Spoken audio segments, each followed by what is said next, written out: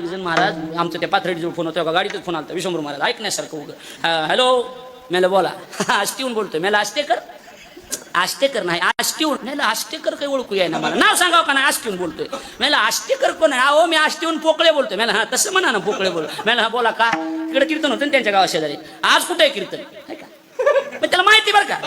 आज कुठे आहे मला कळालं मॅल काय चाललेलं कीर्तन काय त्याला म्हणलं नाही पण आज कुठे आहे लई व्याप आहे म्हणलं मी मिळत लावू दिलं त्याला लई व्याप आहे म्हणलं नाही म्हणे पण आज कुठे मॅल कुठेतरी असं ना काय तुमचं काय चाललं सांगा आज कुठे हो का चौथी वेळेस